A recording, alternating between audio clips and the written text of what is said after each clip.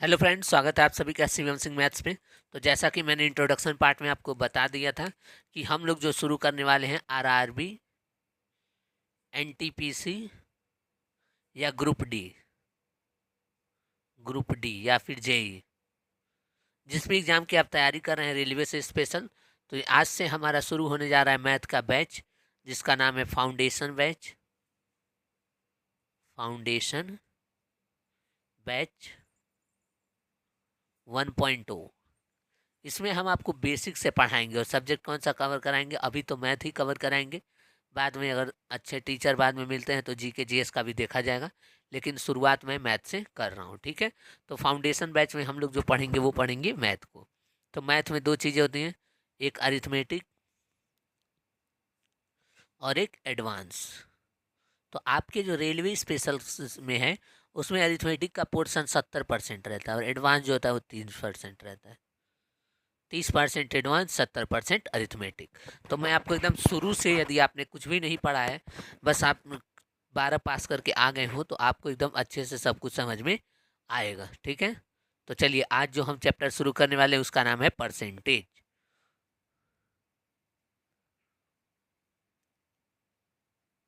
Percentage percentage देखिए, percentage आप सबने सुना होगा, 25%, 20%।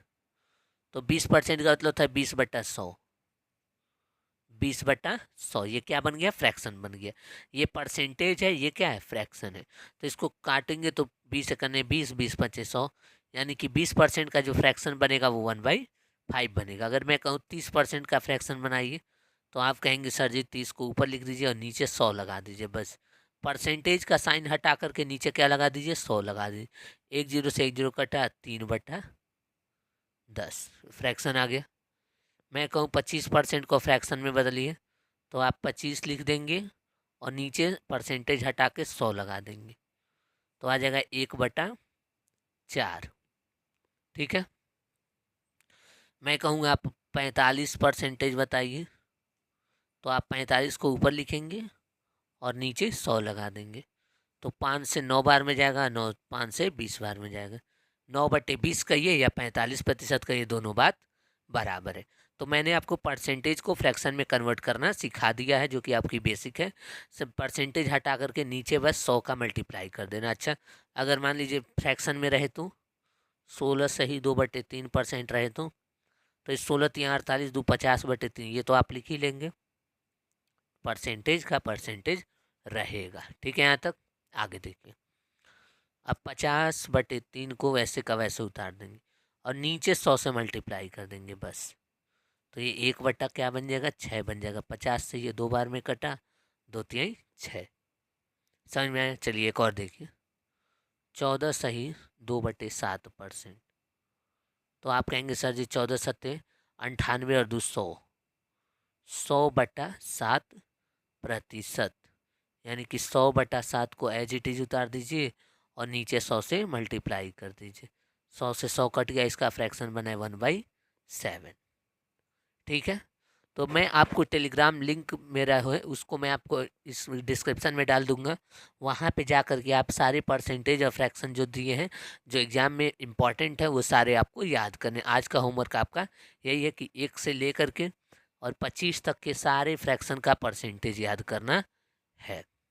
ठीक है, 1 से 25 तक। समझ में आया? तो चलिए अब हम लोग चैप्टर को शुरू करते हैं पहले सवाल के साथ। देखिए, अभी कुछ बेसिक बातों का पहले आप ध्यान ले लीजिए, फिर उसके बाद हम लोग क्वेश्चन पर चलेंगे। तो पहला देखिए, लाइन मैंने लिख के दिया हुआ है, ए की आय बी की आय से 50% अधिक है। ए की आय बी की आय से 50% अधिक है। तो देखिए 20% अधिक है, तो 20% का फ्रैक्शन बनाएंगे। सर जी आ गया 20/100। अब इसको फ्रैक्शन में बनाएंगे तो 1/5। कोई दिक्कत? कोई दिक्कत नहीं। ए की आय बी की आय से 20% अधिक है। किससे? बी की आय से। किससे? बी की आय से। तो नीचे वाली वैल्यू बी को आय डिनोट करेगी और ऊपर वाली वैल्यू कितना अधिक है वो डिनोट करेगा। यानी यहाँ लिखेंगे ए, यहाँ लिखेंगे बी। ए की आय 5 है तो एक ज़्यादा, बी की आय 5 है तो एक ज़्यादा, ए की आय क्या हो जाएगी? 6 हो जाएगी। ठीक है, ऐसे ही मान लीजिए आपको लिख करके दे दे। चलिए देखिए दूसरा, बी की आय ए की आय से 20% अधिक है। तो मैंने क्या बताया, सबसे पहले तो आपको 20% को फ्रैक्शन में लिखना होगा, जो कि आपको पता चल गया 1/5 होता है। बी की आय किससे, ए की आय से, तो ए की आय ये हो जाएगी और ये हो जाएगी, ए की आय में कितना जोड़े कि बी आय, तो ए की आय 5 और बी की आय से 20% ज़्यादा यानी कि 6। ये लिखना आपको आ गया, समझ में आया ये कैसे मैं लिख रहा हूँ। जिससे पूछेगा, जिसकी आय से पूछेगा वो डिनोमिनेटर में आ जाएगा और उतना जोड़ या घटा देंगे तो ए की आय निकल के आ जाएगी। जैसे देखिए अगला सवाल, चलिए देखिए तीसरा स्टेटमेंट, ए की आय बी की आय से 25% कम है, तो 25% को हम लोग फ्रैक्शन में लिखेंगे, जो कि हो जाएगा 1/4। ए की आय किससे, बी की आय से, यानी ये बन गया बी की आय, तो यहाँ लिखेंगे ए, यहाँ लिखेंगे बी। बी की आय 4 है तो ए की आय उससे 1 कम, यानी कि कितना हो जाएगा, 3 हो जाएगा। तो अब आपको परसेंटेज को रेशियो में ब्रेक करना आ गया होगा। चलिए एक और सवाल देखते हैं। चलिए देखिए, ए की आय बी की आय से 16.2/3% कम है, तो 16.2/3% को हम लोग फ्रैक्शन में लिखेंगे, तो आ जाएगा 1/6। ए की आय किससे, की सौ से, किससे, तो 6 बी की आय से, तो ये 6 बन जाएगा बी की आय, यहाँ लिखेंगे ए, यहाँ लिखेंगे बी। बी की आय 6 और ए की आय उससे 1 कम, यानी कि कितना हो जाएगा, 5 हो जाएगा। ठीक है, अब आपको अच्छे समझ में आ गया होगा। तो अब हम लोग सवालों की तरफ बढ़ते हैं। जितना बेसिक बताना था उतना मैंने आपको बता दिया। चलिए, तो परसेंटेज का पार्ट 1 का ये रहा पहला सवाल आपके सामने। एक्स के 24% के 10% जो है 240 है, तो आपको एक्स की वैल्यू बतानी। एक्स का 24% यानी 24/100, इसका 10% यानी कि 10/100 क्या है, 240। ठीक है, तो 20 और 10, 240 कट गए, तो एक्स की जो वैल्यू आई वो आई 100 इंटू 100, यानी ये आ जाएगा 10,000। ये क्या है, एक्स की वैल्यू। ठीक है, चलिए अगला सवाल देखते हैं। चलिए देखिए दूसरा सवाल, यदि किसी संख्या के 50% का 45% 27 है तो वह संख्या ज्ञात करें। तो देखिए संख्या मान लेंगे एक्स है, एक्स का 50% यानी कि 1/2, 45%, तो 45 को यहाँ देख लीजिए, 45/100 लिखेंगे, तो 5 से काटेंगे तो 9 हो जाएगा, 5 से काटेंगे 20 हो जाएगा, तो 9/20 जो है वो कितना है, 27 है। ठीक है, ठीक, सर जी 9 से 27 3 बार में कट गए, तो एक्स की जो वैल्यू है वो 40 गुणे 3, 120 आ गई, यानी वह संख्या क्या थी, 120 थी। ठीक है, चलिए चलिए तीसरा सवाल देखिए, 75 का 60% 25 के 1/5 से कितना अधिक है। 75 का 60%, तो देख लीजिए यहाँ पे 60% का मतलब होता है 60/100, 20 से काटेंगे 3 बार में, 20 से काटेंगे तो 5 बार में, गुणे 3/5, तो 15 हो जाएगा, 15 3 45, यानी कि 75 का जो 60% आया वो कितना आया, 45। 25 का 1/5, तो 25 गुणे 1/5 जो कि कितना आया, 5, तो 45 जो है कितना अधिक है, 40 अधिक है। यही क्या है, आंसर।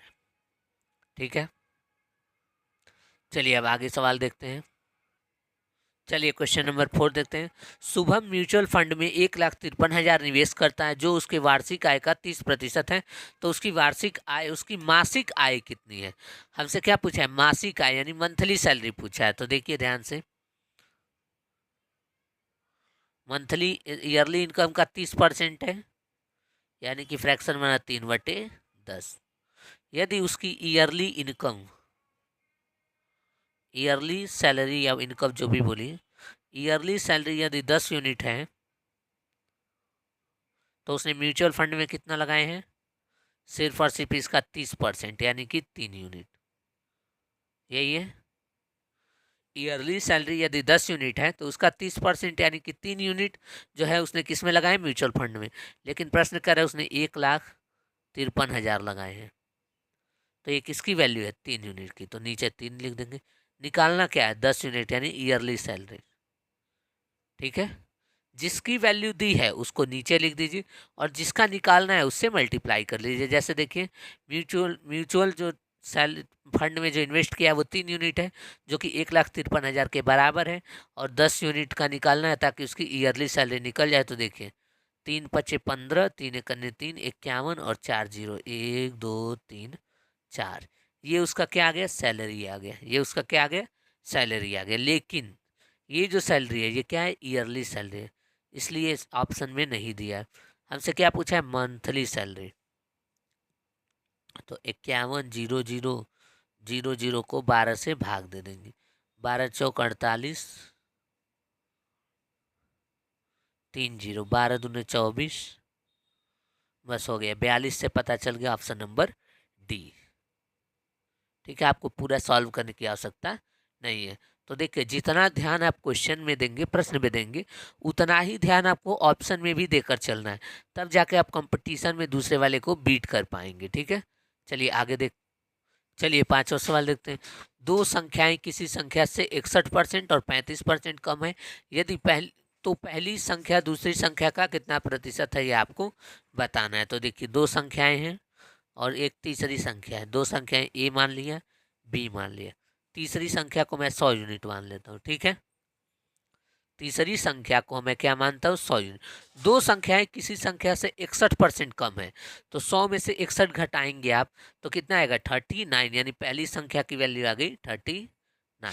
ठीक है, दूसरा 35% कम है, 100 में से 35 घटाएंगे तो आएगा 65, यानी दूसरी संख्या क्या आ गई 65 आ गई। तो हमको तीसरी संख्या से कोई लेना देना नहीं है, हमको इन दोनों का पूछा है।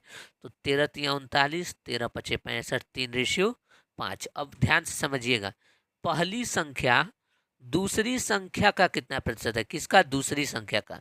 तो दूसरी संख्या कितनी है 5 है, उसको नीचे लिखिए और पहली संख्या पूछा है तो 3 को ऊपर लिख दीजिए और 100 से मल्टीप्लाई कर दीजिए, आ जाएगा ये आपका 60%। This is your answer. ठीक है, आपको क्या देखना था पहली संख्या दूसरी संख्या का, किसका दूसरी संख्या का। तो जो 5 आएगा वो नीचे लिखाएगा, दूसरी संख्या की वैल्यू को कहाँ लिखेंगे नीचे लिखेंगे और पहली संख्या की वैल्यू कहाँ लिखेंगे ऊपर लिखेंगे। ठीक है, बस इतना आपको यदि समझ में आ रहा है तो आप परसेंटेज में कहीं भी दिक्कत नहीं होगी। चलिए आगे बढ़ते हैं। चलिए 6वां सवाल देखिए, किसी संख्या में 8 की वृद्धि की जाती है तो वह स्वयं का 120% हो जाता है, तो वह संख्या ज्ञात करिए। ये बी नहीं है, ये 8 है। ठीक है, तो देखिए किसी संख्या में, तो उस संख्या को मान लेते हैं, पहले तो आपको डिटेल बता रहा हूँ उसके बाद आपको शॉर्टकट बताऊंगा। संख्या को मान लेते हैं एक्स, एक्स है तो एक्स में 8 जोड़ने पर जो रिजल्ट आ रहा है वो एक्स का 120/100, 120% हो जा रहा है। ठीक है, अब काट लेंगे 20×6 = 5, तो x - 6x/5 बराबर -8, तो -x/5 बराबर -8, तो माइनस से माइनस कट गया, x बराबर आ गया 8×5 = 40। ये तो था डिटेल तरीका जो आपको नहीं करना है। आप जरा प्रश्न को पढ़िए एक बार। किसी संख्या में 8 की वृद्धि की जाती है तो वह स्वयं का 120% हो जाता है। यदि वृद्धि नहीं की गई रहती तो वो कितना रहता 100% रहता। यदि हमने 8 की वृद्धि नहीं की हो जाती तो वो प्रतिशत में कितना रहता 100% ही तो रहता। तो इसका मतलब जो 20% अधिक आया है वो किसके वजह से आया है 8 की वजह से। तो 20% की वैल्यू क्या आ गई 8 आ गई। तो आपको संख्या निकालना यानी 100% की वैल्यू, तो 100% की वैल्यू क्या हो गई 40 हो गई। This is your answer. यदि वृद्धि नहीं की गई होती तो वो 120% पढ़ा ही नहीं होता, यानी 20% फालतू बढ़ा है। क्यों? क्योंकि 8 का हमने वृद्धि किया हुआ है, तो 20 जो होगा 20% की जो वैल्यू होगी वो की 8 के बराबर होगी। ठीक है, चलिए आगे बढ़ते हैं। चलिए अगला सवाल देखिए, किसी संख्या में से 12 घटाने पर वह संख्या घटकर संख्या का 40% रह जाती है, तो उस संख्या का 2/5 भाग ज्ञात करिए। तो देखिए 12 घटाया गया है, अगर 12 नहीं घटाया जाता तो संख्या कितनी रहती 100% रहती, और अब कितनी हो गई ये 40 हो गई। क्यों? क्योंकि हमने 12 घटा दिया है, यानी 12 का घटाने के वजह से जो नंबर में जो परसेंटेज में चेंज आया वो 60% के बराबर आया, यानी 60% की वैल्यू हो गई 12। ठीक है, ठीक।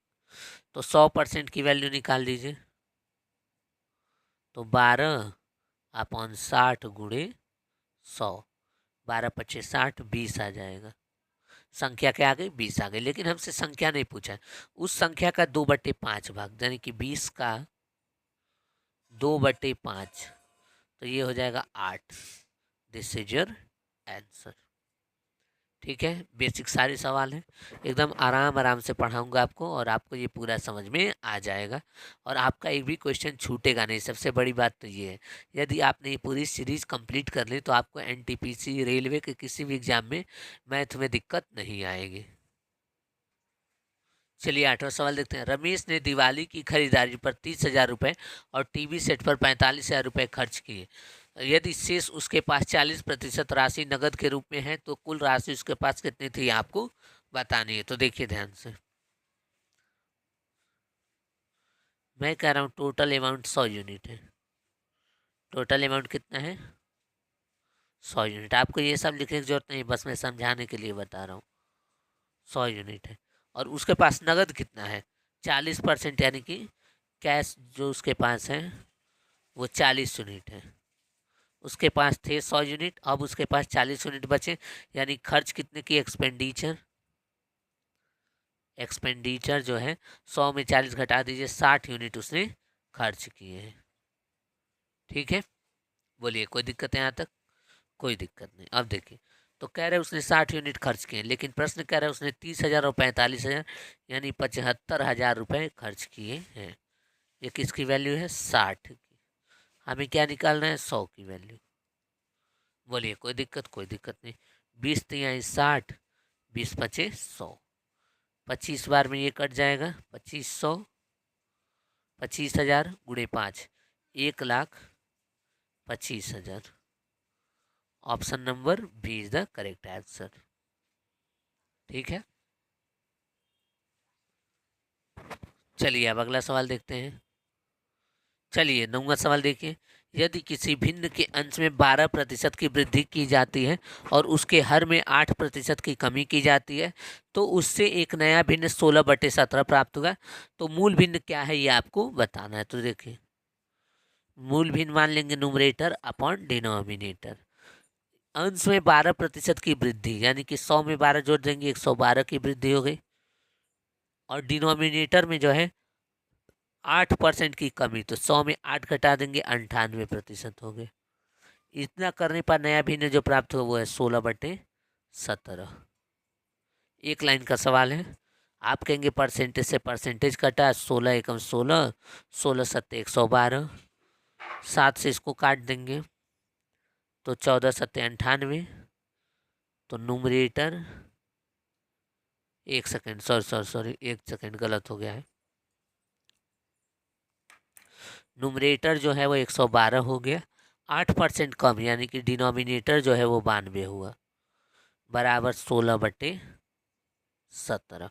हमने यहाँ 98 लिख दिया था गलती से, जबकि डिनोमिनेटर कितना होगा? 92 होगा। परसेंटेज से परसेंटेज कट गया, 16×7 = 112। ठीक है, फिर उसके बाद न्यूमरेटर अपॉन डिनोमिनेटर बराबर 92/17 × 7 = 119। ये मूल भिन्न है। ये क्या है? मूल भिन्न है, जो ओरिजिनल फ्रैक्शन था उसकी वैल्यू है। ठीक है, चलिए अगला सवाल देखते हैं। चलिए 10वां सवाल देखते हैं। यदि किसी भिन्न के अंश में 60% की वृद्धि हो जाती है और हर में 40% की वृद्धि हो जाती है तो परिणामी भिन्न 16/63 हो जाता है। तो मूल भिन्न ज्ञात करो। तो देखिए, मूल भिन्न हम मान लेंगे n/d, numerator upon denominator. Numerator में 60% की वृद्धि की गई तो 100 में 60 जोड़ेंगे 160 हो जाएगा। डिनोमिनेटर में 40% की वृद्धि की गई तो 100 में 40 जोड़ेंगे 140 हो जाएगा, बराबर 16/63। एक जीरो से एक जीरो कटा, दो से ये 8 बार में जाएगा, 2 से ये 7 बार में जाएगा, 8 से 16 2 बार में कट गए, तो n/d आ गया आपका 14/63। 7 से काटेंगे 2, 7 से काटेंगे 9, 2/9 क्या है? मूल भिन्न। तो इस तरह हमारा टाइप 1 जो कि बेसिक था वो समाप्त होता है। अब आते हैं हम लोग टाइप 2 की तरफ। ये है टाइप 2, जिसमें हम लोग बात करने वाले परसेंटेज इंक्रीज या डिक्रीज की। तो देखिए इसमें जो पहला सवाल है ये आपके सामने रहा, रामू का वेतन सोनू के वेतन से 30% कम है। तो सोनू का वेतन रामू के वेतन से कितना प्रतिशत अधिक है, ये आपको बताना है। तो देखिए 30%, यानी कि सर जी 3/10। रामू का वेतन किससे, सोनू के वेतन से। तो यहाँ रामू लिख देते हैं, यहाँ सोनू लिख देते हैं। तो रामू का वेतन किससे, सोनू के वेतन से। सोनू के वेतन से, यानी कि जो 10 है वो सोनू का वेतन है। 30% कम है, यानी 3 कम कितना है, 7। 30% कम है, यानी कि 10 का 30% निकालेंगे तो 3 आएगा, और उसको जो है माइनस करेंगे, कम करेंगे, 10 में 3 घटा देंगे तो 7 आ जाएगा। ठीक है, तो रामू का वेतन आ गया 7 और सोनू का वेतन आ गया 10। अब अगली लाइन पढ़िए। तो सोनू का वेतन रामू के वेतन से कितना अधिक है, किससे, रामू के वेतन से। तो रामू के वेतन को नीचे लिखेंगे, और कितना अधिक है, 3 अधिक है, तो इसको यहाँ लिख देंगे, गुणे 100 कर देंगे। ठीक है, तो ये हो जाएगा 1/7 होता है 14 सही, 2/7% का गुणा 3, तो 14 3 42 और 1 43। ठीक है, 43 सही, सॉरी, फिर 42.86%। ये क्या है, आंसर है। ठीक है, समझ में आया। चलिए आगे बढ़ते हैं, अगला सवाल देखते हैं। चलिए 12वां सवाल देखते हैं। श्याम की आय राम की आय से 20% कम है। तो 20% का तुरंत फ्रैक्शन लिखेंगे, तो वो होता है 1/5। श्याम की आय किससे, राम की आय से। तो यहाँ हम लिखेंगे श्याम, और यहाँ है राम। राम की आय से कंपेयर किससे किया जा रहा है, राम की आय से। तो राम की आय को 5 माना जाएगा, और 1 कम है श्याम की आय, यानी कि श्याम की आय 4 है। तो राम की आय श्याम की आय से कितना अधिक है, किससे, श्याम की आय से। तो श्याम की आय को नीचे लिख दीजिए, और कितना अधिक है, 1 अधिक है, तो 1 को ऊपर लिख दीजिए, गुणा कर दीजिए 100 से, तो आ जाएगा 25% आंसर। यानी कि राम की आय जो है श्याम की आय से 25% अधिक है। ठीक है, चलिए आगे बढ़ते हैं। चलिए 13वां सवाल देखिए। आर्थिक संकट के कारण एक कारखाने में कर्मचारियों के वेतन में 20% की कमी की जाती है। उनके वेतन को मूल राशि पर वापस लाने के लिए उसमें कितने प्रतिशत की वृद्धि की जानी चाहिए। यानी कि देखिए फाइनेंशियल कंडीशन अच्छा नहीं था, तो जो वर्कर्स थे उनकी सैलरी 20% कम हो गई। 20% का फ्रैक्शन बना 1/5, यानी कि ओरिजिनल यदि 5 थी तो न्यू जो है 1 कम, यानी कि 4 हो गई। अब 4 से वापस इसे 5 ले जाना है, तो कितना बढ़ाएंगे, 1 बढ़ाएंगे, किससे, 4 से। तो 4 को नीचे लिख देंगे, गुणा क्या कर देंगे 100 से, तो ये क्या बन जाएगा, 25% उत्तर आ जाएगा। ठीक है, तो इस तरीके से हम लोग परसेंटेज इंक्रीज और डिक्रीज वाले सवालों को करते हैं। चलिए अब ये भी टाइप खत्म, अब अगले टाइप की तरफ आते हैं। अब हम लोग पढ़ रहे हैं टाइप नंबर 3, इनकम और सेविंग वाला। ठीक है, तो देखिए इसमें क्या कहेगा, इसमें कह रहा है कल्याण अपनी आय का 80% खर्च करता है। यदि उसकी आय 15% बढ़ जाती है और व्यय भी 5% बढ़ जाता है, तो उसके बचत में जो है कितने प्रतिशत की वृद्धि होगी, ये आपको बताना है। तो देखिए कल्याण अपनी आय का 80%, यानी कल्याण का इनकम मैं मान लेता हूँ 100 है, तो वो खर्च कर दे रहा है। कितना खर्च कर रहा है, 80%, यानी कि 100 का 80% क्या होता है, 80। 80 खर्च किया, 100 कमा रहा है, 80 खर्च किया, यानी कि उसने कुछ बचा लिया, और वो कितना बचाया है, 20। 100 कमा रहा है और 80 खर्च किया, तो उसने बचाया कितना, 20। यहाँ तक कोई दिक्कत, कोई दिक्कत नहीं। आय में 15% बढ़ जाते, तो आय को 15% बढ़ा दो, तो यहाँ 15 का इंक्रीज होगा। इनकम में कितने का इंक्रीज होगा, 15 का। व्यय भी 5% बढ़ जाता है, तो एक्सपेंडिचर भी 5% बढ़ जाता है, तो 10% 8, तो 5% कितना होगा, 4, यानी कि एक्सपेंडिचर भी 4 बढ़ गए। तो अब यहाँ पे बात को समझिएगा, यहाँ 15 बढ़ा, यहाँ 4 बढ़ा, तो यहाँ कितना बढ़ जाए कि दोनों को जोड़ करके ओवरऑल यहाँ 15 बढ़ जाए। यहाँ 4 बढ़ा है, तो यहाँ सर जी आप कहेंगे 11 बढ़ा दीजिए, तो 11 और 4 क्या बन जाएगा, 15 बन जाएगा, और इक्वेशन बैलेंस हो जाएगा। ठीक है, तो प्रतिशत सेविंग कितने प्रतिशत की वृद्धि हुई? 11 की वृद्धि हुई। इसकी ओरिजिनल सेविंग कितनी थी? 20 थी। गुणा कर देंगे 100 से, तो ये क्या आ जाएगा? 55% उत्तर आ जाएगा। यानी इसकी बचत में जो है 55% की क्या हुई? वृद्धि हुई। ठीक है, चलिए चलिए तो इनकम एक्सपेंडिचर का दूसरा सवाल देखिए। रमन अपनी आय का 75% खर्च करता है। अपनी आय का यानी इनकम का, तो इनकम यदि 100 है तो 75 यूनिट क्या कर रहा है? खर्च कर रहा है। यानी एक्सपेंडिचर कितना है? 75। 100 कमा रहा है, 75 खर्च कर रहा है, यानी कि कुछ बचा रहा है। और कितना बचा रहा है? 25 बचा रहा है। ठीक है, तभी तो 75 और 25 जोड़ेंगे तो 100 हो जाएगा। अब आगे देखिए, यदि उसकी आय 20% बढ़ जाती है तो इनकम में +20 हो जाएगा। आय 20% बढ़ गई। व्यय भी 10% बढ़ जाता है, यानी व्यय कितना है? 75। अब इसमें 7.5 का और इंक्रीज हो गया। 7.5 का और इंक्रीज हो गया। तो अब पूछ रहा है कि उसके सेविंग में कितने का इंक्रीज या डिक्रीज हुआ है। तो 20 का ओवरऑल इंक्रीज हुआ है। व्यय में उसने 7.5 बढ़ाया है। तो अब सेविंग में कितना बढ़ाएगा कि टोटल 20 हो जाए? तो आप कहेंगे सर जी 12.5। 12.5 सेविंग में बढ़ाएगा, तो 12.5 को ऊपर लिखेंगे। ओरिजिनल सेविंग 20 थी, इसको नीचे लिखेंगे। सॉरी, ओरिजिनल सेविंग 25 थी और गुणा कर देंगे 100 से। तो 25 चौको 100, 5 चौको 20, 12 चौको 48 और 2 50%। यानी कि उसकी बचत में 50% की वृद्धि होगी। ठीक है, चलिए आगे बढ़ते हैं। चलिए अगला सवाल देखिए।